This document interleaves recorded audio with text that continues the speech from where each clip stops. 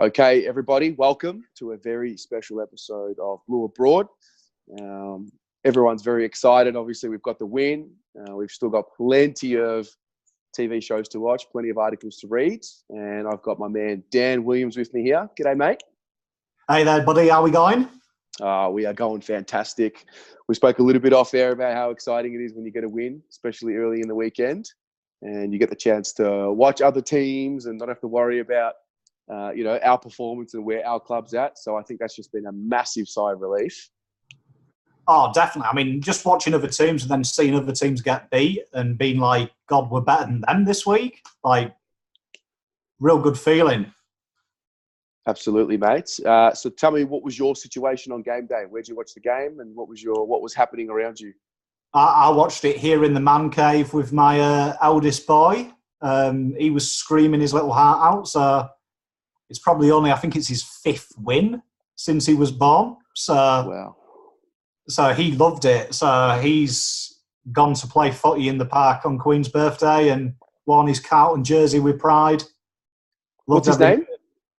David. Little David, little superstar. Love it. So yeah, Cripps is his favourite player. So he was pretending to be Patty Cripps today, just snagging goals. Yeah, I'm sure we're going to have a lot to say about Paddy Cripps. And I'm looking forward to it, mate. I'm looking forward to it. So for those of you, let's give the fans a bit of a backstory. So Dan, mate, we've been speaking for a while, but it wasn't until a few weeks ago probably that we really sort of got going. We understood how passionate each other were about the club, and tell us a little bit about your list management, aspirations, and tell me a little bit about TPI. For those who watched the show last week, Dan debuted his review and he looked at his unique TPI system, which we'll talk a little bit about momentarily. And I think this is something that's going to add a lot of value to the fans and people who are, really passionate about the club and wanting us to improve and understanding a little bit more about where we're at. So, Dan, mate, tell us all about this. Okay, so my dream is to go into a list management. So Bolton was like kind of a little bit of an idol for me. He breaks the mould, not being a footballer himself, just playing at the state level. So he opened the doors for people who aren't in an AFL background. Didn't go very well, so hopefully I can be the exception to the rule. So I came up with a thing called TPI. So I come from a golf background. Predominantly, I believe that stats tell the whole story. And by manipulation of that data, you can make yourself better by knowing your weaknesses, not your strengths. So TPI basically works on a premise that it compares you against yourself and compares you versus a base model and judges you and deducts points from you for mistakes, repetitive errors, or double points, and you get just a core figure that tells you who you are as a player. So say for Patrick Cripps, he's the highest rated player at Carlton for TPI, doesn't make many mistakes. But it also has a side thing that, like Sam Walsh, it can accurately predict how you'll go from TAC to AFL. So that's where the list management side comes in. It gives us a rough idea of what they do in the VFL, the TAC, and the AFL, and that compares 30 years of statistical data, positions, what they do at TAC, and it roughly estimates what type of player you'll be. Yep, fascinating. So all of these parameters, things like venue, things like personal history against specific clubs, they all come into play. TAC Cup, and you generate all of these metrics and it gives you a score. So it works out every individual player has roughly about 2,500 individual calculations to get that mark. Wow. And we can expand it as well if you want to be really anal. One of our viewers emailed me in the other day and asked for just Brisbane interstate and Marvel, so I could adjust the TPI to show them just that as well. So they got to look at that. That was Big Emilio asked for that, so I don't know if he was having a gamble or something. We've got to be careful with how we use this information, mate, before we get any sponsors on board. Yeah, exactly, yeah. Brilliant. Well, mate, love it. I'm looking forward to getting right into this. So, if you want to share your screen, we'll have a look at maybe, what have you got, some players for us first? Yeah, we got It's the players first. So we start here with big Levi Casbolt. Okay. All right, mate. Let's do it. Maybe just press. Just go screen share in terms of just press play on the presentation. So we got full screen.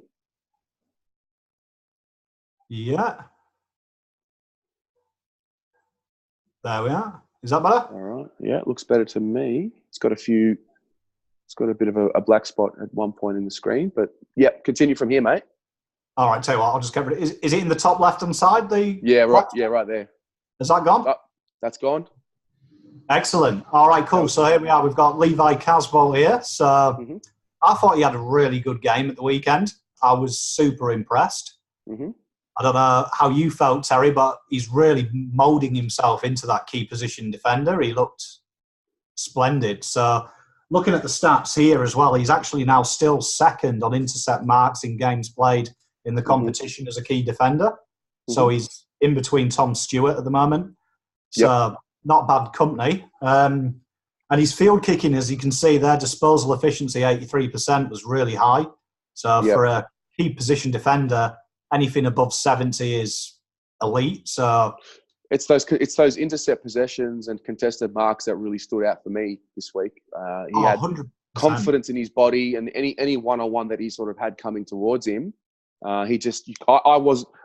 are moments with Levi where I watch him and I think, but it's more when he's got ball in hand as opposed to when he's going for a mark. So any body work, I mean, apart from, let's think of maybe Buddy, Tom Hawkins, maybe Jeremy Cameron, guys who have really good strength. He'd be probably backing himself against the majority of them, I would have thought. I thought he went on Hipwood as well for a bit of the third quarter. That's a difficult matchup because he's very mobile. But he used his body so well. Like you can see there, the pressure acts of 14. Like he really just, the things we don't really calculate, he did really well, I thought. Okay. So just one more thing. There's a grey box bottom right screen of the corner. Bottom right corner of the screen, sorry. Is that gone? Yep, and there was a little one there. See if we can get rid of you. Is that gone? No, that's all right. Oh, it's gone now. Perfect. Okay. There we are. Okay, That's okay. So his TPI was 6.9. Give us a little bit more information. What is a regular TPI and what are we looking at here? Is this impressive? Is this not? It's very good. So, like, Levi Casbolt is very new in his KPI journey as a key defender. So this is position-based, so it's quite raw for him. But 6.9, his usual rating across the board so far this year has been 6.1 for his position. So this is an above-average game for Mr. Casbolt. I can see as well that he really did enjoy the fact that he won his matchups. So 6.9 is a very high rating, I would say, for where you'd expect when you compare it against what Hipwood, what McInerney did, and how many times they actually got the entry into the 50. Yeah. The defence was under Kosh. So the first quarter, I can tell you that Levi Casbolt scored 2.2. He was the highest rated defender in the on the ground for Carlton. The defence got a hammering in their TPI for the first quarter performance. Yep. So Levi really, apart from Wheatering, is the standout of the game down the back. Them two really did excel. I gave him a rating personally of 7.2 out of 10. So your rating is out of 10 and the TPI can go as high as it can go? The TPI has no limit. So we will come to a player who's actually smashed all records. Yep. With the TPI, he's up next. But 6.9 for a key defender. Just looking at this year, Tom Stewart has had a 10.2 and 11.2. He's done well there, Levi. That's a solid. If you can get anywhere as a key position defender, anywhere between the 5 and 10 mark, you're doing really well because there's a lot of negatives. They get punished quite heavily in TPI. Okay. Because there's a lot of variables that negate their positives. So things like clangers and turnovers really do punish these players. Brilliant. All right, let's move along. Okay, so up next. Oh, hello. We've got Probably. I think we maybe should put a petition in to change the name to Icon Park to Cripps Park after his performance. I mean, let's look at them figures. Them figures are just ridiculous already. 38 touches and 4 goals is unheard of. I thought the interesting thing was his disposal efficiency, though. So he had the pill nearly 40 times, but he got it to another hand 82% of the time. That's phenomenal work. Wow. So, yeah, I mean, his TPI there, the best TPI we've ever recorded is Tom Mitchell when he had his 50 touches. Okay. And he had 28.7. So Cripps has done something no one's ever done before with the TPI. He's broken everything. Interesting as well, if you calculate the 3 mids who played for Brisbane, he's actually beaten them all on his own. Wow. So his TPI combined is more than the 3 of theirs together? Outrageous, yeah. So wow. 3 starting mids. I mean, that's phenomenal work. I mean, he gets a 10 from me. I felt that was low as well. Yeah. And he's one of those players where whenever we review a game and we talk about, you get to Cripps, it's almost as if like, well, you feel bad giving him a 10 again because it's like you sort of brush over it a little bit. And we don't want to get too sucked into thinking about an individual ahead of the team. But sometimes, you get a performance like this. And I mean, he really dragged us over the line, with some others, obviously. Wiedering was great. Charlie Curnow was great. Sam Walsh ruled himself. Ed Curnow and the like. But just, the goals with the tackles, with the high volume possessions, it's outstanding. I mean, I think another one as well for me was the meters gained. Yeah. You don't associate him with a player that runs off the ball. And I think he got that freedom with Teague to really play like a Dustin Martin, a danger role, and take the game on. Mm-hmm. And we saw that from Cripps. He wasn't a criticism I get from other fans of other clubs is he's a one-dimensional player. He's just a big, strong boy.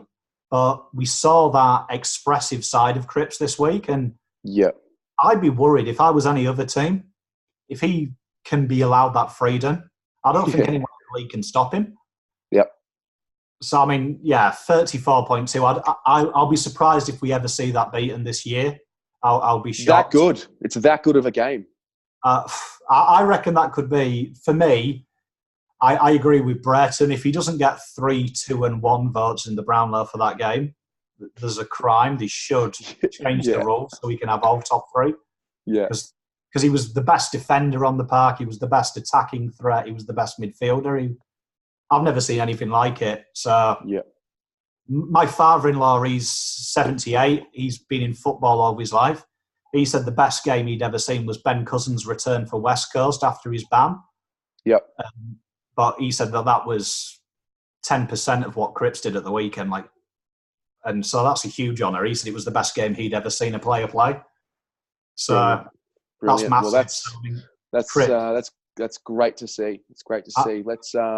Let's see what else we've got. I mean, it's hard. It's obviously nothing's going to beat that. I thought we might put that at the end, but that's a really fascinating performance. I'm thinking about changing it from TPI to Cripps PI. To be honest, PI? Yeah, it's his now. Cripps rating. So next up we have Mr. Connors.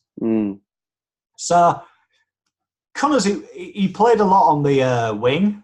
He was that first receiver from the contest, which wasn't his traditional role. He's played under Bolton, which is in the pocket and on the flank.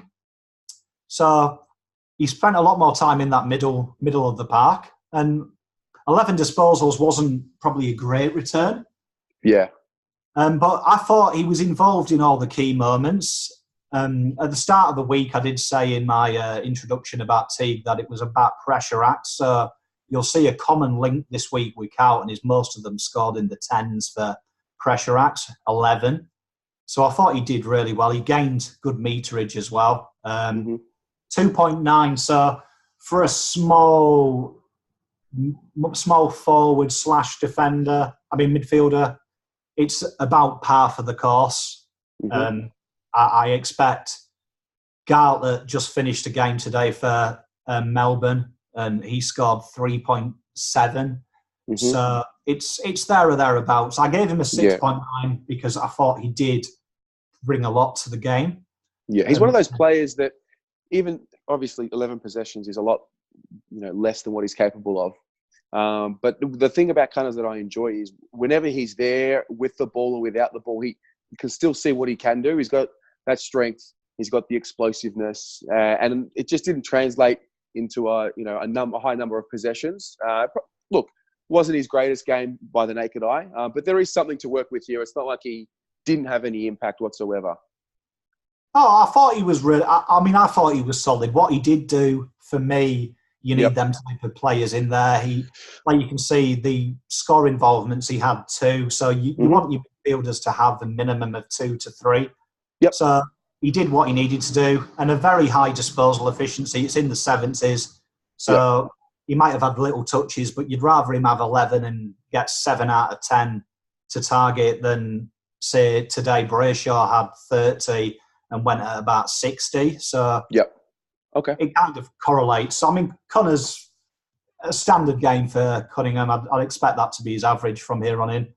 Okay, brilliant. And work on it from there. So, I mean, next up in the Carlton hit list is a man who I thought on any other day would be a 3 Brown low vote game. Mm-hmm.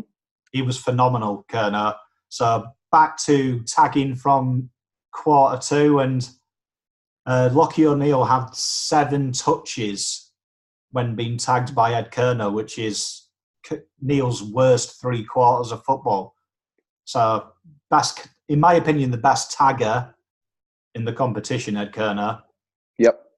Really good. Yeah, numbers. Do you remember what he had in the second half? I don't remember because I know the switch was made for him to go to Neil, but I don't remember what he had at half time. But I feel like it wasn't a lot. In the first quarter, he had 16 touches of the pill. Yeah, okay. He was on for his record. They touched on that. So he had, I've got here 7. I believe he had 7 more touches while Ed Kerner was physically on the ground with him. Mate, that's a brilliant game. That is seriously, that just looking at all that pressure acts high. 30 touches as well when you stop someone else playing. Yeah. For me, Ed Kerner he's not a forward. He's one of them players that stops good. He's not a forward. He's not a forward. And I can understand being creative and, but I just feel maybe we tried to be creative in too many areas of the field. I think Bolton wanted pressure in the forward line and he's I can understand that. I can understand the theory behind our experienced head going back. We know that we haven't been able to lock the ball in, to our forward 50. And I can understand the theory, but, I mean, numbers like this, the ability to clamp down on a lock in you like this, if you got it, use it, Oh, I mean, 412 metres gained as well is phenomenal. Yeah. I've got here as well. Sam Doherty, correct me if I'm wrong, Sam Doherty was getting somewhere to 500 plus, something like that. And that's big. That's really big.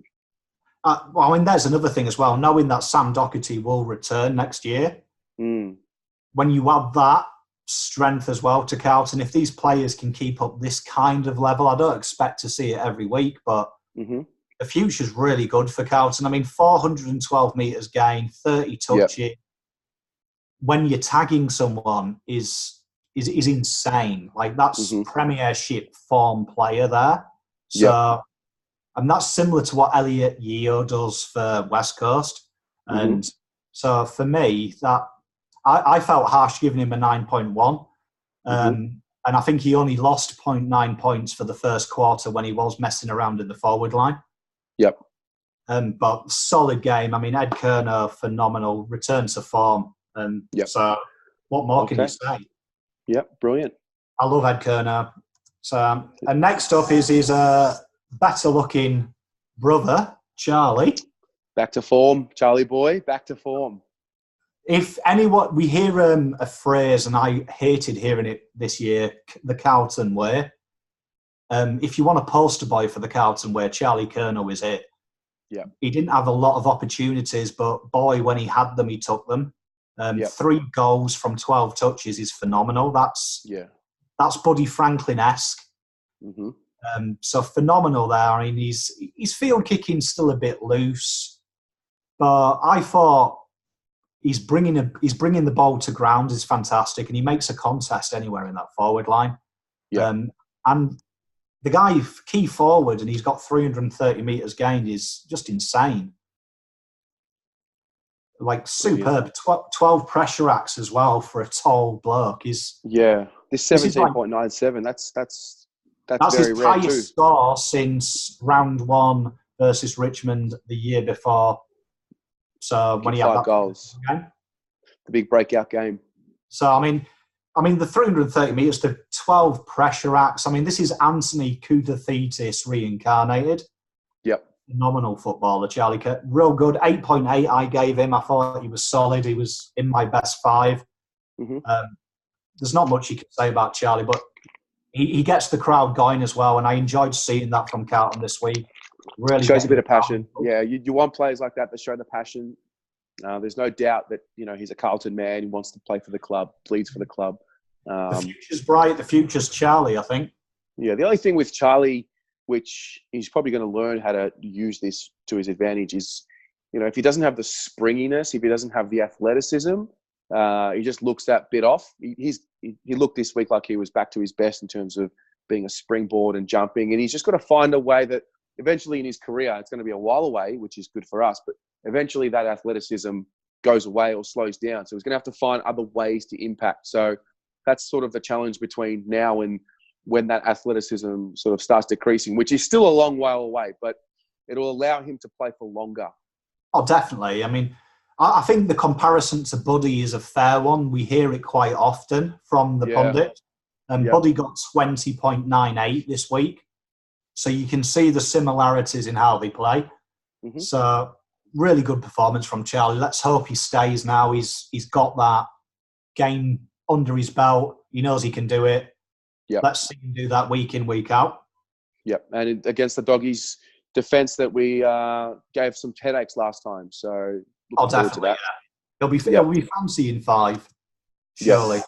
So next up we have Paddy Wow, as my oldest calls him. He is Paddy Wow. He wasn't so wow this weekend, but that's okay.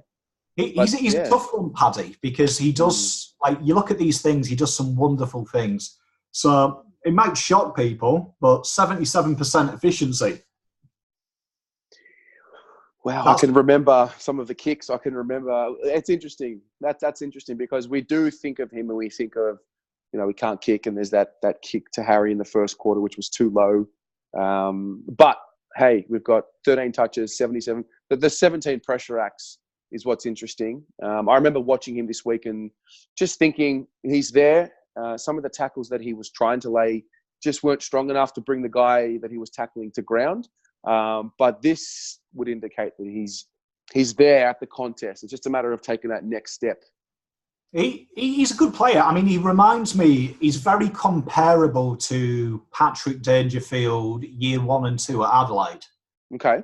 He kind of, I think Dow has, when he makes a mistake, and like that kick you were talking about to Charlie, and then the shot at goal on the run, when he makes a mistake, it's a big mistake.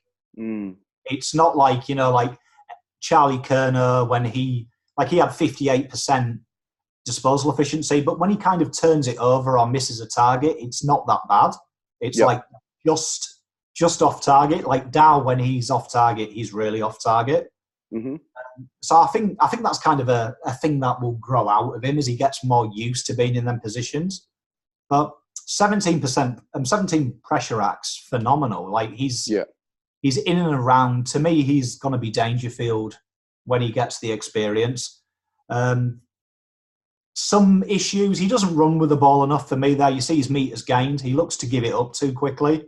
Mm-hmm. I'd really like to see him back himself. There's a few times you see he looks to handball first.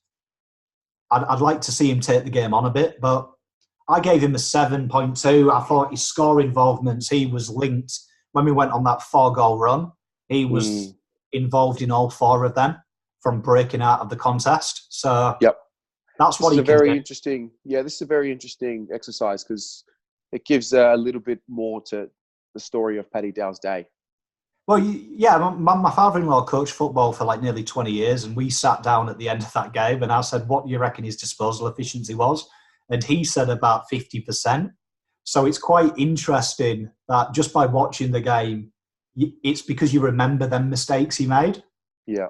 So, I mean, it's phenomenal when you actually see them in cold, hard, raw data, that sometimes we're a little bit harsh as fans.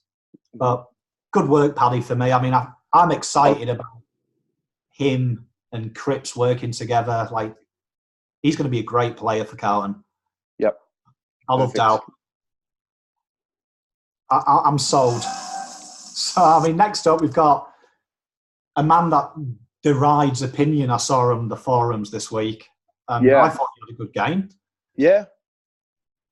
He's a bit like Dow. What I like about this guy, though, is he actually takes the game on a bit more than Dow. 25 touches, so he got a lot of the ball. Around the same disposal, a little bit less than Dow. But I'm really impressed by the contested work. This is something that he's doing. He's really getting the ball in tight situations. So I thought he had a good game. And look at his pressure acts. His pressure acts are off the charts as well. Yep.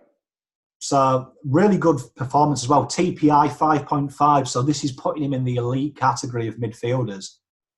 So this was a good game. I gave him a 7.1, about the same as Dow, because a lot of turnovers from Fisher. That's what hurt him a little bit.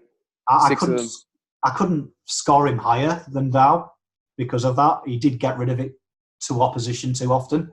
Yeah, look, is it wrong to suggest that as any midfielder in the team, we'd be looking at anywhere between 5 and 6 as a bare minimum, or is that pushing it? I'd say if we're going to be in the 8, we want all the mids to be in the 5 to 8 category. Got you. Okay. So they play like this. Statistically, they should be in and around the 8. Yep. I mean, my big issue with Zach this week was particularly in the second quarter when he broke down the wing and there was Harry McKay on his own, Charlie on his own, and he chose to kick to Gibbons, who was marked by Allison. Yep. And that's the thing with Fisher. His end product is sometimes garbage, for want of a better word, but hopefully that'll come. I mean, it was a new thing for them to have forwards in the forward line. Yeah. So you could see some of them were shocked when they looked up. Yeah. Let's go to the next one. We're going to run out of time eventually because I've just realised I've got a limit on how long I can record. So let's speed it up. Smash through these guys. So Gibbons, my pick for best on ground when I did my preview, best game he's ever played. Yeah, definitely. So 23, he looks to do something. Good pressure acts, score involvements was the highest on the ground. In just about everything, 365 metres gained, real high, 12.2. You're talking really elite for that. And I gave him an 8.1. It's amazing what happens when you put the best midfielder in the VFL and you put him in an AFL midfield. What can happen? Absolute crazy, isn't it? Like, who would have thought? So that was good to see. I love Michael Gibbons. Solid game from him. Keep doing it. Yep, happy with that. Next, this was controversial in our This household. was a divide. Yeah, this one definitely divided. His game divided some people because a lot of people look at the disposals first. So tell me a little bit about this one. Cruiser's never a high disposal. He's not a Grundy or a Gorn. If you get 12 from Cruiser, you've got a lot. Yep. He worked Martin's weaknesses against him, though, which was good. He drove him around the ground. He took him out of a lot of contests. There is no stat that shows that. He was plus 13 on hit-out, so that shows he won his one-on-ones with him. I just thought it was a very Cruiser game, so I gave him 6.5. He got an extra point from me purely for moving Martin out of the contest. Yep. I'd like to see him more like he did the week before, where he popped up in the forward line a bit. He didn't do that this week. I don't know if that was a structural thing, but it was a solid game. 4.3. A ruckman. Yeah. We love him. We love him in the side. I think there's no doubt about that. We've missed him for too many games to know that without him, we're a completely different outfit and a completely different chance of winning a game. So yeah, there's no doubt that it was a Cruiser-like game. It was a standard Cruiser game, and happy with that.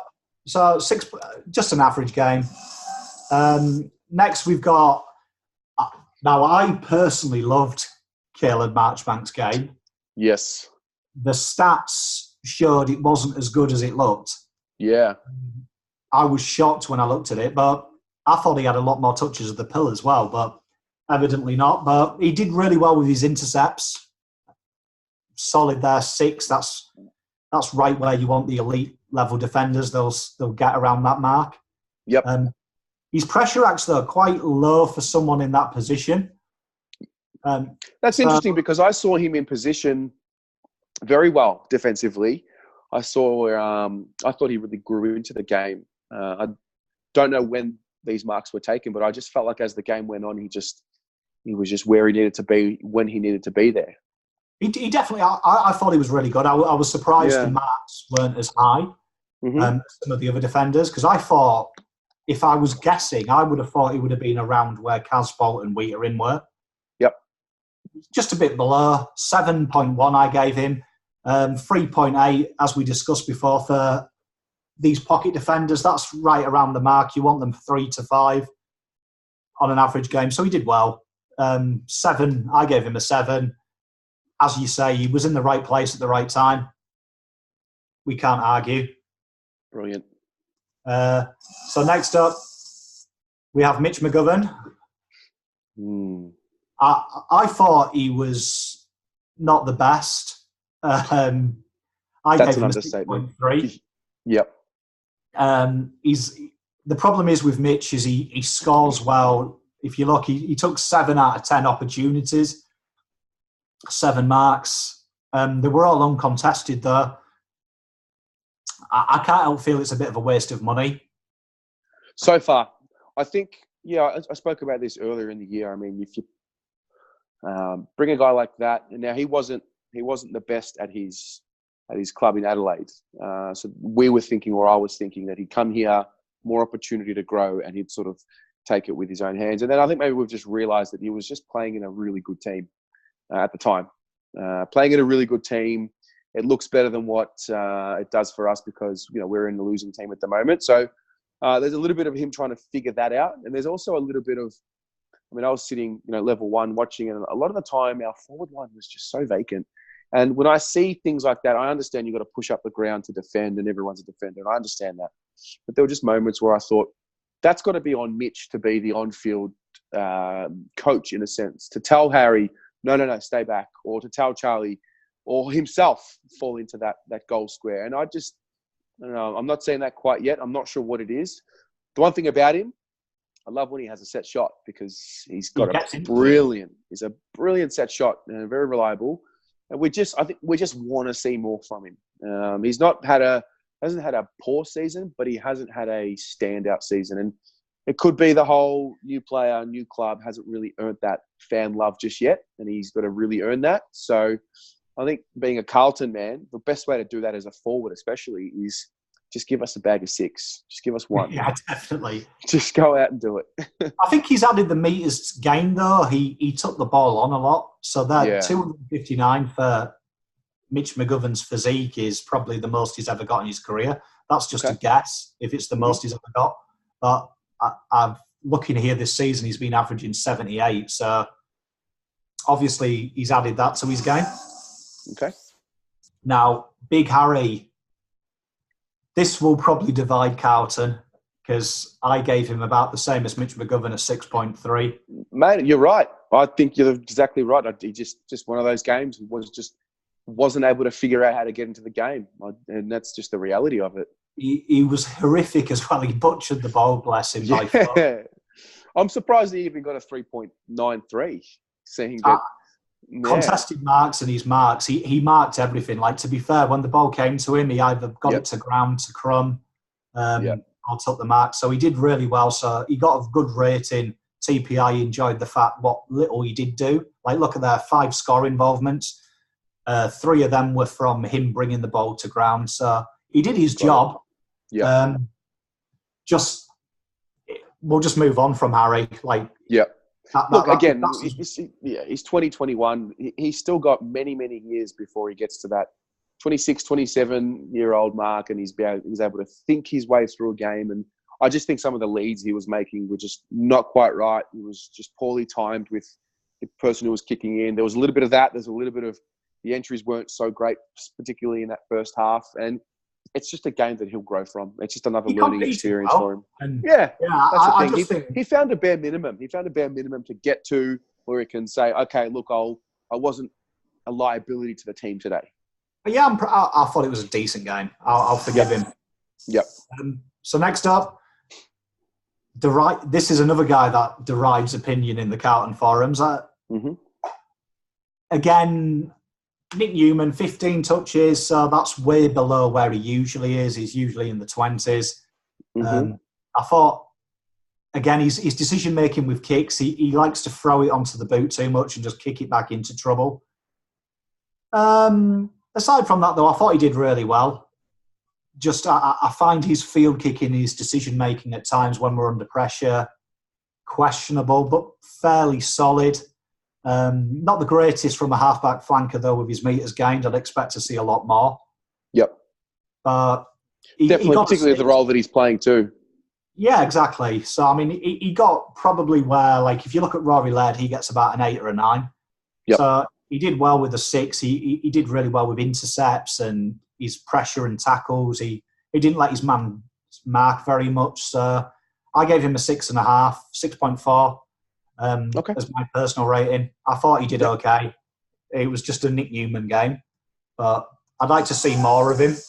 Yep, for sure. Now here we are, my boy, the lock dog. You called it. You called it. You called it. He'd be good for his system. Tell you what, this guy, when he kicks the ball, he's got such a beautiful kick. Yeah. 15 touches, just around 70% disposal, so not the greatest, but by no means shabby. I'm happy for him to have 15 as a bare minimum. If he's getting 15 and throwing his weight around the way he was, he started pushing. It's a bit of a push and shove. He really had the appetite for it. It's almost as if Paddy Dow was Bolton's love child, and I think this kid here might be Teague's love child. Oh, I thought his pressure acts 5, that's phenomenal for him, for a man of night. But I thought the fact he went in hard for tackles, the mark he took that he got injured, he stood in between 2 brutes of men and he took that mark. Lockie, I've questioned your heart a lot of times, but you showed me you had heart. Man, I'm so proud of you. 7.3 from me. I want to give you more. Yep. Doing it. Fantastic effort. Like, God, I loved it. I loved watching him. Like, I was jumping off my seat for Locks. So now here we are, SPS. Now, I will say, before we go into it, the pressure act's phenomenal. Yep. This was the first game I've seen Sam Petrovsky-Seaton escape what I've been calling the downhill skiers tag. He seems to be really good when we're good. Yep. I thought in the second quarter, he dug deep and we saw that heart. That Aboriginal spirit we expect to see, just up for the fight. Yeah. And I thought a great game from Seaton. It was, to me, the better game he's played over the Dogs game because he really dug deep for Carlton. Worthy as well of helping Cripps. I thought he really did get in there and smashed into them contests. 360 metres gained, 7.5 TPI rating, which is bordering on elite. That's great. And I gave him a 7.9 out of 10. I thought Seaton was electric. Yep. I was saying early in the week, we needed a really strong performance from both he and Zach Fisher. As soon as the two of them together can start being consistent and getting these 23, 24 possession type games, and we don't have to look at their games as it's a development game. The sooner the two of them can play more consistent footy, the much better side we're going to be real quickly. 100%. And I thought it was a mature performance from him. He looked like a third-year player this week. I thought that was good.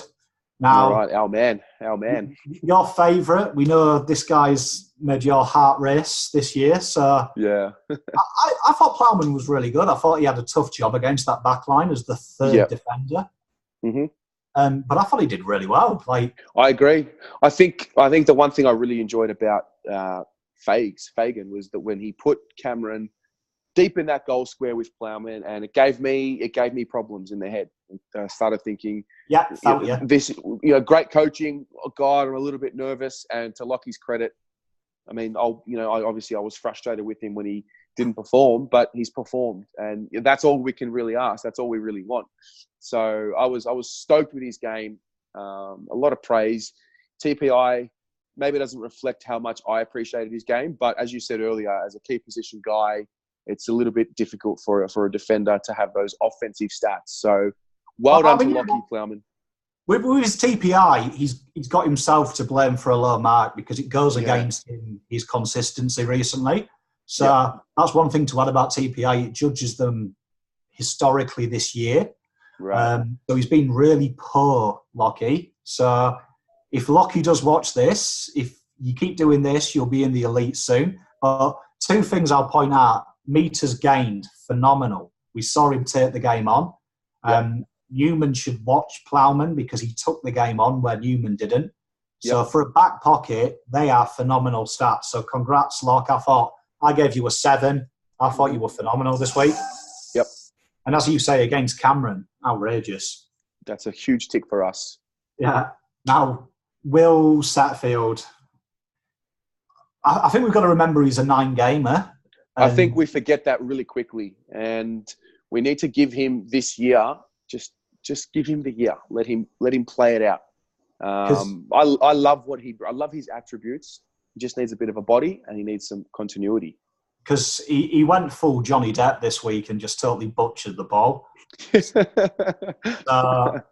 44% disposal efficiency ain't the best.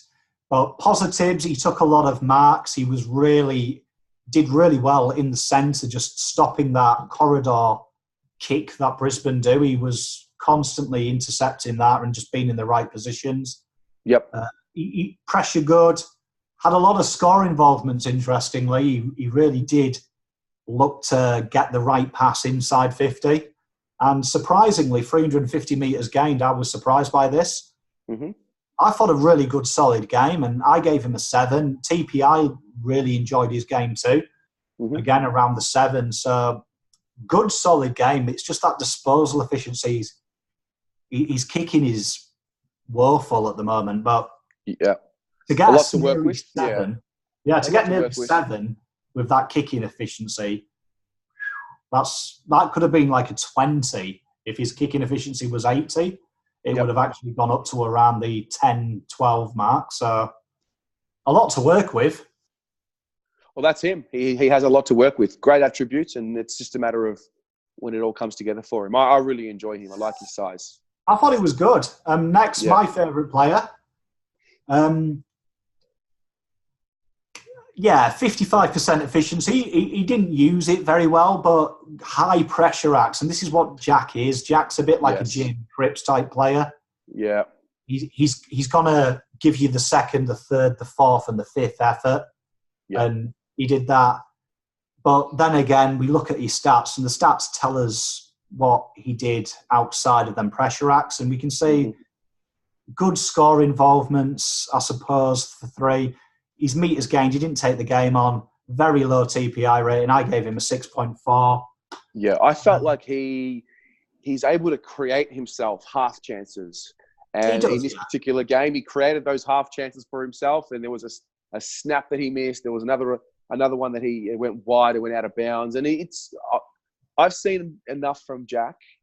I love Jack. I've seen more than enough from Jack, I should say, to say there's something to work with there. I think some people, and maybe I don't want to give them any airtime by saying this, but I read people's comments. I say, well, he's just not going to make it. He's no good. I mean, he's playing one of the most awkward positions that there is at his height. So, the will to want to play for the club and the love for the club, that can't be understated. I think people have got to remember as well, Stephen didn't hit the ground running either. We've got to remember that, and we've got to remember that his granddad, Serge, didn't hit the ground running either. They developed staggered. So I love Jack. His intensity, I thought it was a solid game. Wasn't the best, but I'd like him to be more selfish. Yep. I think moving forward. But good player. So, I mean, Cade, he was solid again at the weekend. I didn't think it was outstanding. Again, this is what my issue was at the weekend. Our halfbacks, I thought, let us down. Mm-hmm. So we can see metres gained. He only had 100 more than Mr. Newman. Mr. Newman. And I think when your back pocket, Plowman and Marchbanker have got combined more than the halfbacks of metres gained, there's an issue. These guys should be really taking the game on. And yeah, so I mean, good. He did what he does. Cade Simpson, you see what it was a solid performance, and I think also just watching him at the ground, just watching him point and watching him direct traffic and, you know, get people set up, that's really his most important asset for us this year. And so I think the conversation about Cade Simpson moving on and moving forward will come up at some point between the end of the bye and probably around 16, 17, 18. So I think we should maybe revisit that. He's got basically 10 weeks to, you know, prove to himself whether he wants to go back and go around again. I think I'm not going to doubt him, but it's really just going to be on him. So yeah, we'll see how that one. When Doc comes back, I think different. Maybe Simpson needs to maybe go into a development role for Carlton. Yeah, I agree. Not to knock him, but in terms of great servant. We need to really think about premierships and.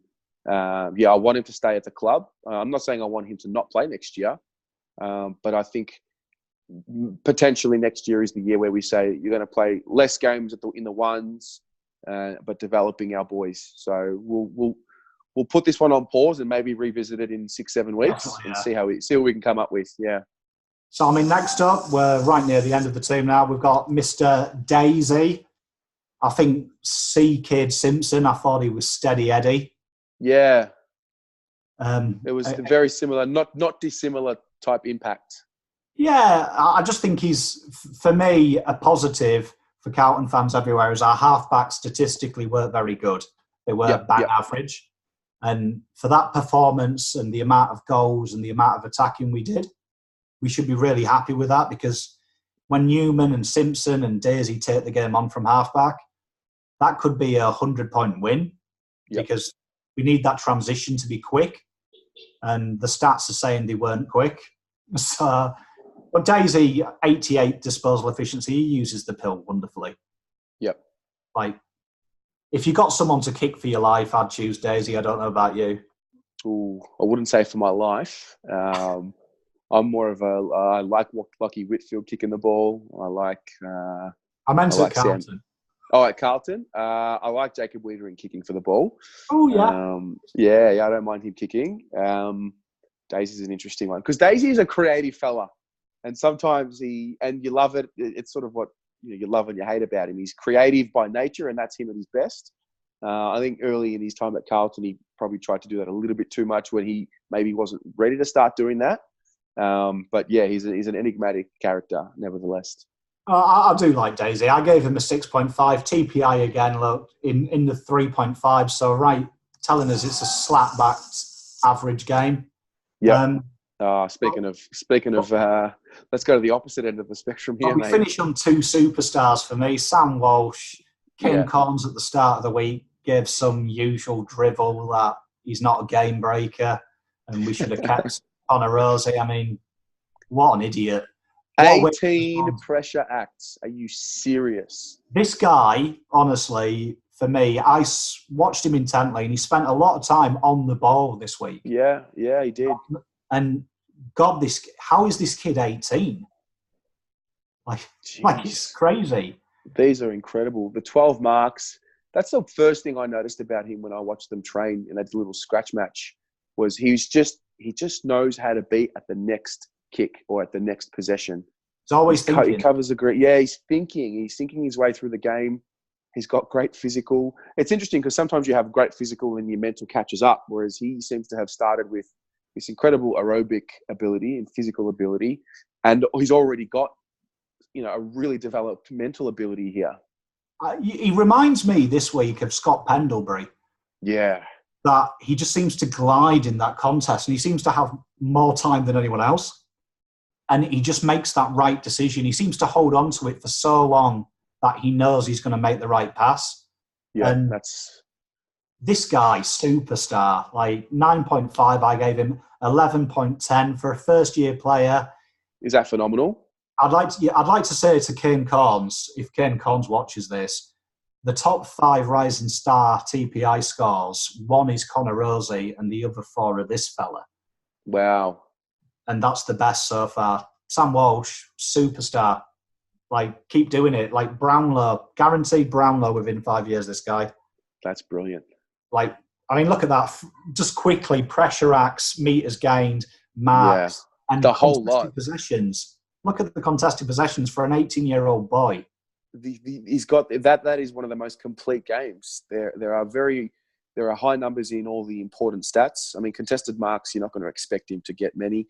Same with goals. We're not judging him on that. But the scary thing is 7 turnovers here. Imagine when he cleans that up. Oh, and I think some of the turnovers probably weren't his fault, but yeah. So I mean, Sam Walsh, superstar, and finally, my pick this year for most improved, and I personally think he's probably in the top 5 key position defenders in the comp. I really have rated Wheaterin's game this year. Yep. Kicks it well. And look at them intercept possessions. This guy is becoming like a Tom Stewart. That's what we drafted him for. These exact games. Yeah. He's like a likeable Tom Stewart. Yeah. He's so good. I mean, meters gained as well. He's really starting to take that game on as well. 200 at centre halfback is really good. Yeah. I gave him a 9.9. 15.9. That's huge. That's elite. We are talking, do this 12 more times, and I'm going to start a petition to make him all Australian. Yep. Phenomenal. Just keep doing it, Jacob.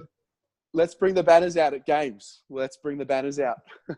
I might start a petition. I know that a very famous Carlton fan did a petition this week, and to remove the president, I might start one for him. Yeah. And we're going to end with something really interesting. Yeah. So here we are, the tail of the tape, if this was a fight. So what we've done is we've taken Bolton's best performance and put it on the right. So that's the averages from his best performances. So he's got a which game? Well, that's the Doggies game this year. Got it. So, and we've got Teague's game last week. So we've got a good kick the kick and handball ratio is almost identical. Mm-hmm. And you can say the clearances.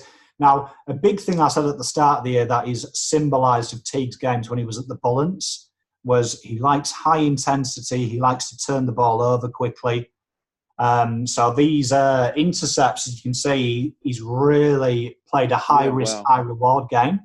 Yep. And you can see that the tackle numbers are up, the intercepts are up, and obviously because it's a high pressure, we are going to see turnovers up. But I think the big one for me is the inside 50s. We really looked to smash the ball into the 50, and that was what I said at the start of the week. And that's with the game where the first quarter was dreadful. A lot of what we did in this Brisbane Lions game was done in 3 quarters, essentially. Oh, definitely. I mean, for me as well, you look at the disposal efficiency and the efficiency inside 50. Not the best compared to Bolton, but we saw a different Carlton. So with this heat map, which direction are we kicking? We're going from left to right. And left to right. Got it. So, and they're both mirrored. So you can see a big style of, if you look at the blue dots, this is where marks have been taken. Yeah. So you see a massive thing at the top of the screen for Bolton. He'd love to go down the wing. You see that red is really dark and it's almost touching the line. Yeah. Where look at Teague. I said he liked to play down the corridor. Interesting. Yeah, we're a bit more up the ground slightly as well.